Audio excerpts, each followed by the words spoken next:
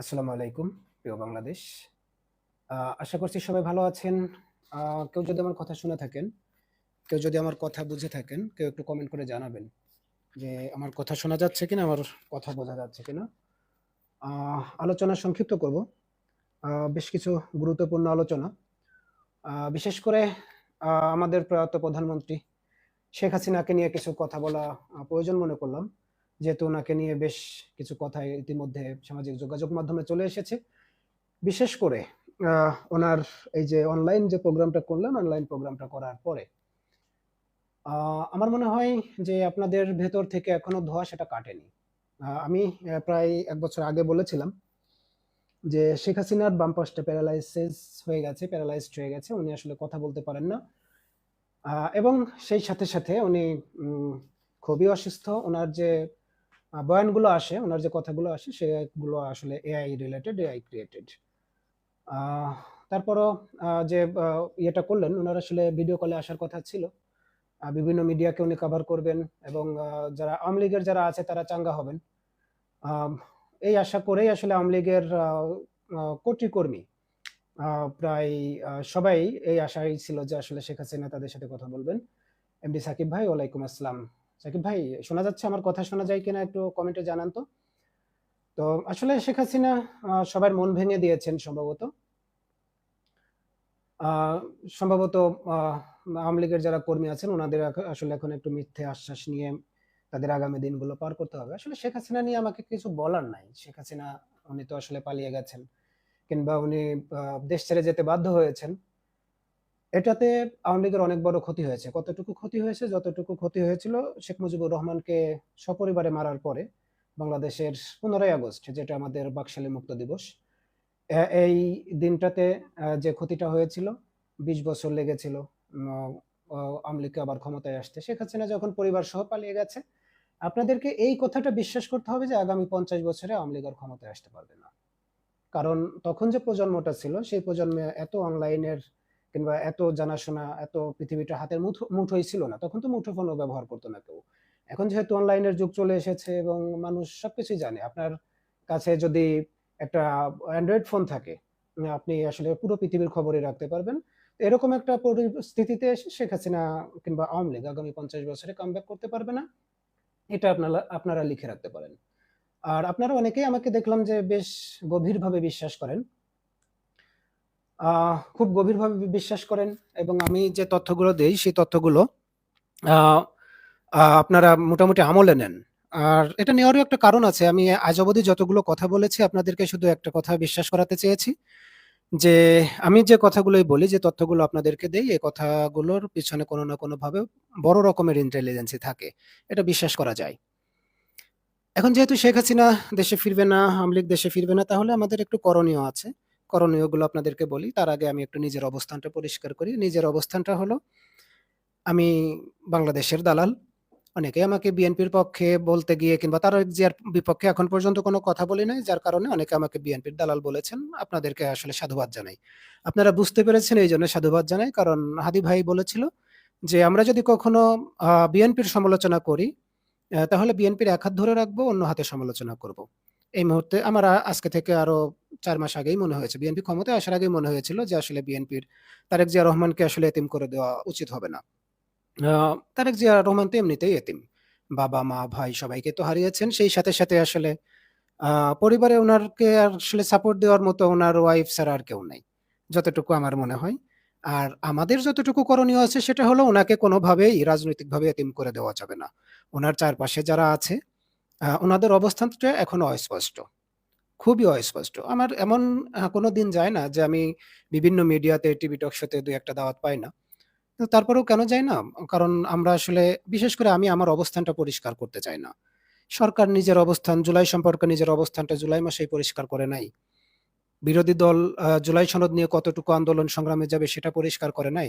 আমরা যখন আমাদের কৌশলগত অবস্থান আ ভেদ করে কিংবা এটাকে ওভারটেক করে আমাদের অবস্থানটা, বিশেষ করে বিপ্লব যারা করেছেন, তারা যখন অবস্থান পরিবর্তন করবেন তখন বিপদ কিন্তু এসে যাবে। আপনাদেরকে একটা কথা দিয়েছিলাম যে, আমি আপনাদেরকে নিয়ে আসলে, আপনাদেরকে সাথে নিয়ে আসলে আগুনে ঝাঁপ দিতে চাই না। রাজনৈতিক দলগুলো যখন অবস্থান পরিষ্কার করবে না, তখন আমার মনে হয় যে আমাকে আপনাকে আমরা যতই যোগ্যতা রাখি, যত মেধায় রাখি সেটা খুব তাড়াতাড়ি প্রকাশ করা উচিত হবে না। আমরা একটু ধীরে চলবো, আমরা একটু সাবধানে চলবো। তবে আগামীর দিনগুলোতে বিপ্লবগুলো আসলে বুদ্ধিভিত্তিক হতে হবে। বুদ্ধিভিত্তিক বিপ্লব ছাড়া আসলে কোন রকম কোনো বিপ্লব কিংবা পাগলামি করার সুযোগ এই মুহূর্তে নাই। কেন নাই? সেটার আসলে একটু ব্যাখ্যা দিলেই বুঝতে পারবেন।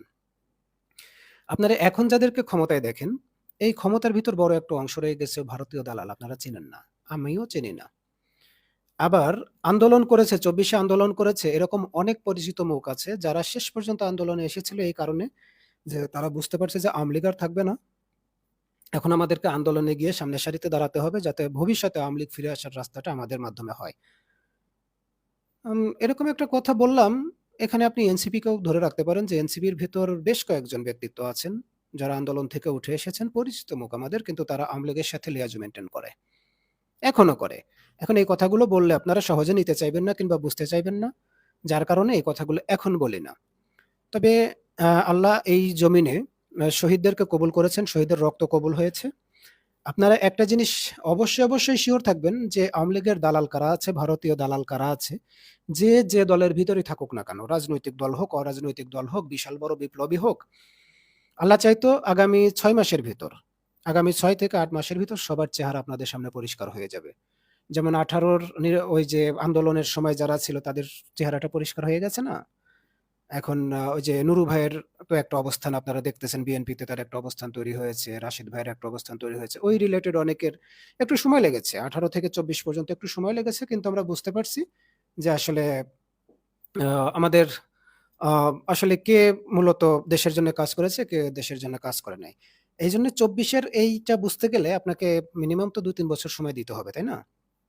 এজন্য আপনাদেরকে আরেকটু ধৈর্য ধরতে হবে। ধৈর্য ধরার সাথেই আ আপনারা বুঝতে পারবেন যে আসলে এই যে যারা এখন দেশপ্রেমিকের পোশাক পরে আছে, দেশপ্রেমিকের লেবাস পরে আসে, মুখোশ পরে আছে, অনতিবিলম্বে একদম ৬ থেকে ৮ মাসের ভেতরেই এদের চেহারাটা আসলে সামনে চলে আসবে। আপনারা বুঝতে পারবেন যে আসলে এরা মূলত দেশপ্রেমিক না।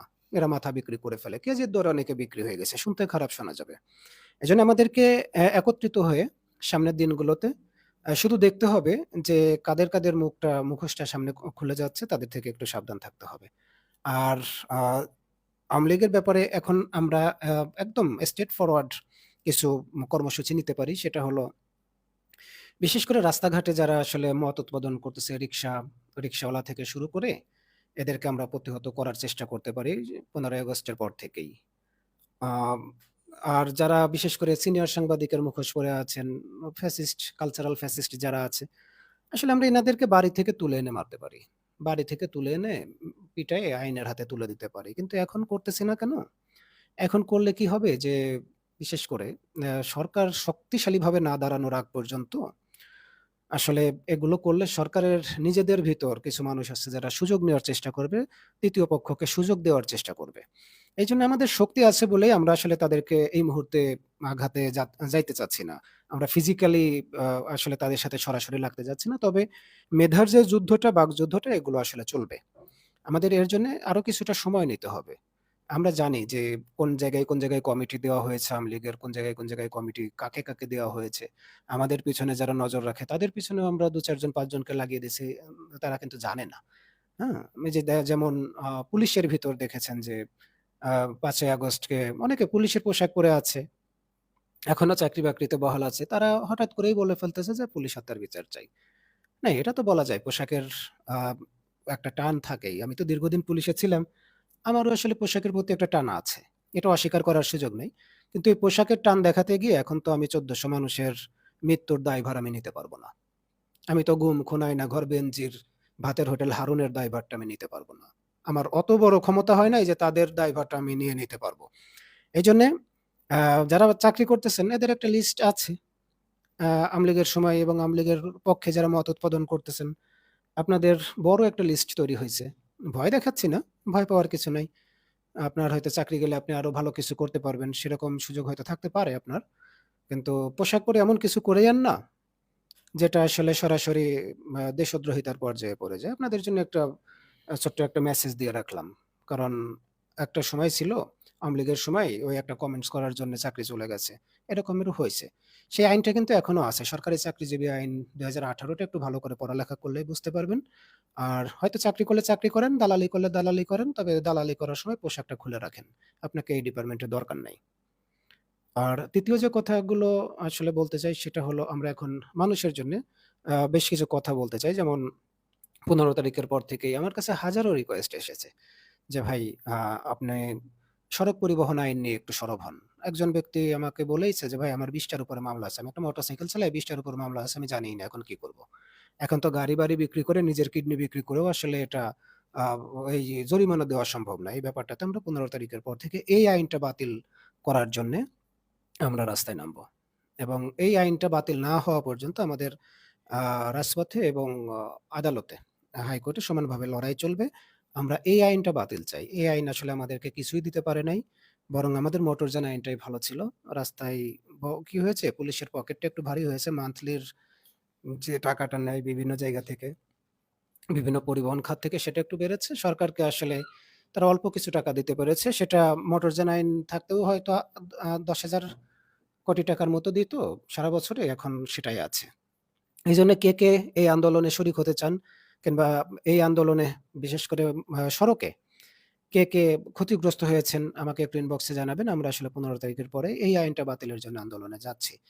আর বিশেষ করে যারা একটু তৃপ্তির ঢেকুর তুলতেছে যে আমরা আসলে আ শেখ হাসিনা ফিরবে কিংবা নভেম্বরে, ডিসেম্বরে কি অনেকে বলে। আসলে এগুলো ওনারাও বলতে থাকুক। যারা এই ব্যাপারে উস্কানি দিচ্ছে, আমরা তাদেরকে আসলে একটু নোট ডাউন করে রাখতেছি।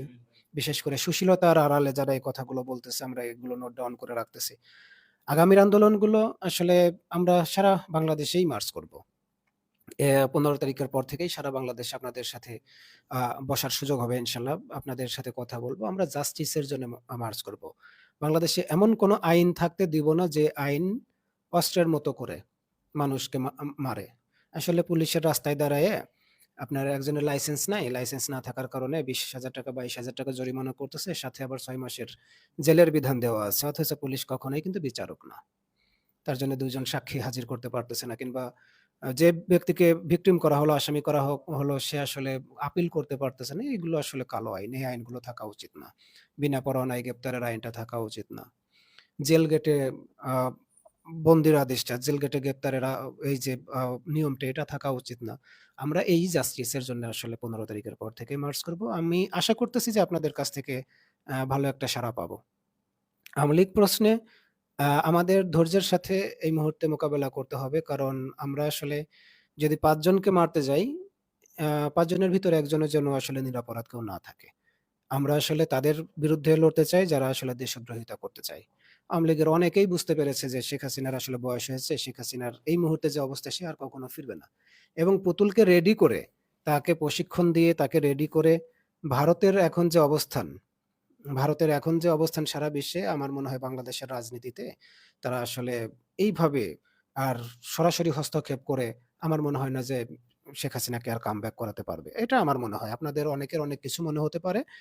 তবে আমার মনে হয় যে আওয়ামী লীগ আল্লাহর গজব পড়েছে এদের উপর। আল্লাহর গজবে এরা ধ্বংস হয়ে গেছে।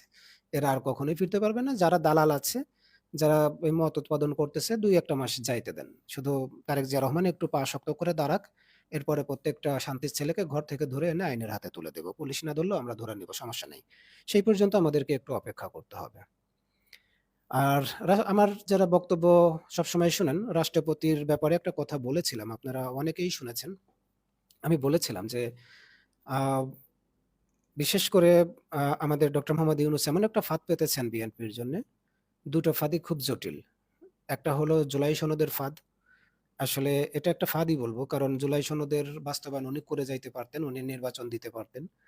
এনসিপির জন্য সেটা সম্ভব হয়ে ওঠে নাই। জামাত ইসলাম বারবারই আসলে চাচ্ছিল যে একটা গণভোট হয়ে যাক।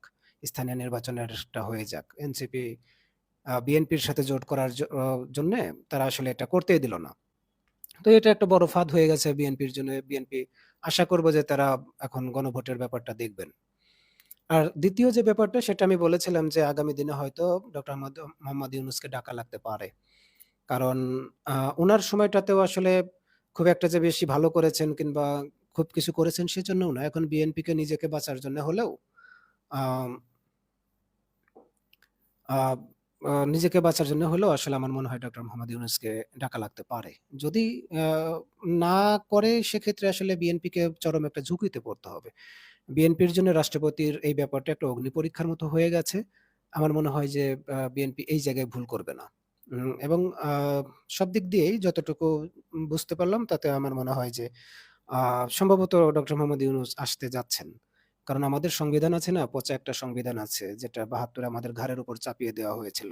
ওটার আর্টিকেল ৭০ ৭০ এ বলা আছে যে আসলে সরকার দলীয় যারা এমপি থাকবেন তারা কোনোভাবেই সরকারের আ থেকে যাকে মনোনীত করা হবে তার বাইরে কেউ ভোট দিতে পারবে না। মানে এই যে একটা পচা জিনিস। মানে এরকম একটা আর্টিকেলও আমাদের সংবিধানে আছে। স্বাধীন দেশের একটা সংবিধানে এরকম একটা আর্টিকেল আছে যেখানে মানে সরকার যেটাকে নির্ধারণ করে দিবে তাতেই ভোট দিতে হবে। এর আপনি বাইরে ভোট দিলে সেটা আর কাউন্ট হবে না। মানে সংবিধান বাতিল চাই, শুধু বাতিল চাই। মানে এগুলো আসলে স্বাধীন দেশে এগুলো চলতে পারে না। একটা সভ্য দেশে কখনো এগুলো চলা উচিত না। সরকারের অগ্নিপরীক্ষায় আপাতত আমরা চাইবো যে জনাব তারেক জিয়া রহমান এই অগ্নিপরীক্ষাটায় উত্তীর্ণ হবেন। না হলে আমার মনে হয় যে সরকার আগামী যে বাজেটটা আছে বাজেট-টাজেট নিয়ে একবারে ধসে পড়বে। আবার অনেকে বিপ্লবের কথা বললে ভয় পায় নাকি আসলে গা চুলকায় এটা বুঝি না।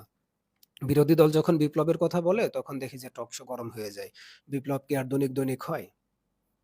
আসলে বিপ্লব দৈনিক করার দরকার হয় না। ওই পুলিশের যখন ২৪ আন্দোলনের পরে পুলিশের উপর বেশ অ্যাটাকটা হলো তখন দেখছিলাম যে পোলাপান রাস্তায় নেমে ওই শুধু সড়কের ইয়েগুলো করবে। আ যান চলাচল নিয়ন্ত্রণ করবে সেটা করতেই হিমশিম খেয়ে যাচ্ছিল। তার মানে বোঝা গেল যে আসলে পুলিশ ছাড়া এগুলো করা সম্ভব না। এটা পুলিশ লাগে। যার যে কাজ সেখানে লাগে। আর রাষ্ট্রপতির এই জায়গাটাতে আসলে যার যেখানে কাজ সেখানে লাগবে। বটতলার উকিল মির্জা ফখরুল হতে পারে, হতেই পারে। আপনারা ২-৩ জন রাষ্ট্রপতি বানায় দিলেও আমাদের আসলে কোনো সমস্যা নেই। সমস্যাটা আসলে এই মুহূর্তে এই পরীক্ষাটা আসলে বিএনপিকেই দিতে হবে। বিএনপি কিভাবে পরীক্ষা দিবে সেটা বিএনপির ব্যাপার। মির্জা ফখরুল ইসলাম আলমগীর ঠিক আছে, ভালো লোক। রাজনীতিতে উনার দীর্ঘ পথ চলা আছে, যোগ্যতা আছে। উনি ভারত-বাংলাদেশের যে সম্পর্কটা, সেটা উনি মেইনটেইন করে অবশ্যই চলতে পারবেন। এজন্যে আমরা এই ব্যাপারটা নিয়ে শুধু তারেক জিয়া রহমানের সিদ্ধান্তের দিকে, বিএনপির সিদ্ধান্তের দিকে তাকিয়ে বসে থাকব। আর আগামী দিনগুলোতে যে সমস্যাগুলো হচ্ছে সেটা হলো কেউ কথা বললেই তাকে বিয়াদব বলে চালিয়ে দেওয়া হচ্ছে। আমার মনে হয় যে আপনার গ্রামের যে আ ইমাম সাহেব আছে, আ ইমাম সাহেবকে আপনি নামাজ পড়াইতে দেখতেই বেশি অভ্যস্ত। এখন আপনি যদি ইমাম সাহেবকে ধরে যদি মনে করেন যে একে আ ইউনিয়ন চোরের সর্দার বানিয়ে দিব। ইউনিয়ন চোর অ্যাসোসিয়েশন এর সর্দার বানিয়ে দিব। এটা কি ভালো দেখা যাবে? এটা ভালো দেখা যায় না। কারণ ইমামের কাজ হচ্ছে ইমামতি করা, চোরের কাজ হচ্ছে চুরি করা। ইমাম কেন চোরের সর্দার হতে যাবে? এখন আমরা সংসদে যাদেরকে পাঠিয়েছি এরাও ইমাম। এরা আসলে রাজনীতির ইমাম, এরা আসলে নেতা। আমরা এই ইমামদেরকে, এই নেতাদেরকে আসলে চোরের জায়গায় দেখলে ভালো লাগে না। চোরের সর্দারের জায়গায় এদেরকে ভালো লাগে না। তাই হয়তো কিছু কথা বলে ফেলি। এটাতে আসলে গায়ে জ্বালা ধরে যাওয়ার কিছু নাই। আ চোরকে চোর বলাই উত্তম। সাদাকে সাদা বলতে হবে, কালোকে কালো বলতে হবে। এবং এই বলাটা যখন বন্ধ হয়ে যাবে তখন চোরের উৎপাত এতটা বেড়ে যাবে যে আমাদের জীবন নিয়ে, সাধারণ মানুষের জীবন নিয়ে চলাটা খুব কষ্ট হয়ে যাবে।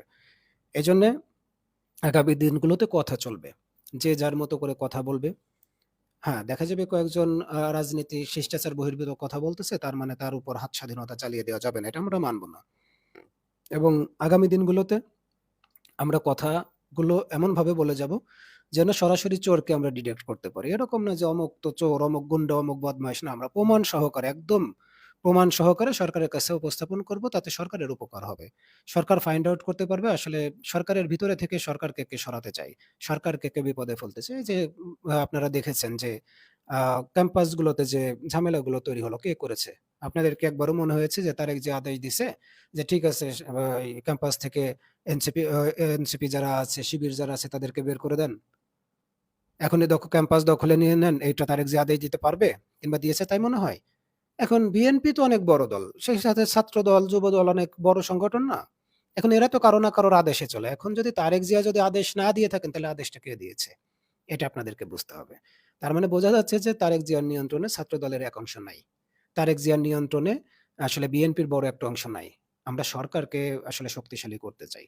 যারা সরকারের ভিতর আছে, অনেকেই আছে। সরকারের ভিতর আমরা দেখেছি ১৫ বছর দীর্ঘদিন জেল জরিমানা খেটেছে। তার বাবাকে ফাঁসি দেওয়া হয়েছে, আয়নাঘরে রাখা হয়েছে। বিএনপির ভিতরে এরকম অনেক নিবেদিত প্রাণ আছে। আমরা আসলে তাদেরকে সামনের সারিতে দেখতে চাই। এবং বিএনপিতে অনেকেই জেল খেটেছেন আকামের কারণে। দীর্ঘদিন ক্ষমতায় ছিল, আকাম-কুকাম করছে। তার কারণে জেল খাটছে। এখন সে এসে মনে করতেছে যে আমি বড় বিএনপি হয়ে গেছি। জেল খাটছি না? যে জেল খাটাটাই যেন আসলে একজন নেতা কিংবা কর্মীর জন্য সবথেকে বড় পরিচয় না হয়। বিএনপিতে এখনো কোটি কর্মী রয়ে গেছে, যারা আসলে কোনো পদ-পদবিতে নাই কিন্তু তারেক জিয়া রহমানকে ভালোবাসেন। আমরা এই কর্মীগুলোকে সামনে দেখতে চাই। আমরা সেই বিএনপিকে সামনে দেখতে চাই যে বিএনপিটা শহীদ প্রেসিডেন্ট জিয়াউর রহমানের। আমরা সেই বিএনপিকে দেখতে চাই যে বিএনপিটা ম্যাডাম খালেদা জিয়ার। আমরা সেই বিএনপিটাকে দেখতে চাই যে বিএনপি মাথা নত করে না। আপনাদের সাথে ১৫ তারিখের পর থেকে আমাদের নিয়মিত যোগাযোগ হবে এবং সড়ক পরিবহন আইনের এটা বাতিলের পক্ষে কে আছেন একটু মতামত জানাবেন। আমরা আসলে চাই না যে রাস্তায় মানুষকে এভাবে হয়রানি করা হোক। হাজার, হাজার টাকা জরিমানা করা হোক এবং সেটা নিয়ম বহির্ভূতভাবে। আইনের অনেক ব্যত্যয় আছে। এই ব্যাপার নিয়ে কথা বলব। বটতলার উকিল ভাই আপনার সাথেও যথেষ্ট কথা হবে আমাদের। আমরা আসলে কোর্টেও এটা নিয়ে এই আইনটা একবার বাতিল হয়েছিল। ১৮ পর থেকে ২২ সাল পর্যন্ত বাতিল ছিল। কে পক্ষে আছেন এই ব্যাপারটা আমাকে জানাবেন। আমরা রাজপথে নামতে যাচ্ছি ১৫ তারিখের পর থেকে ইনশাল্লাহ। রাজপথেই দেখা হবে, কথা হবে ইনশাল্লাহ। সবাইকে শুভরাত্রি। আসসালামু আলাইকুম।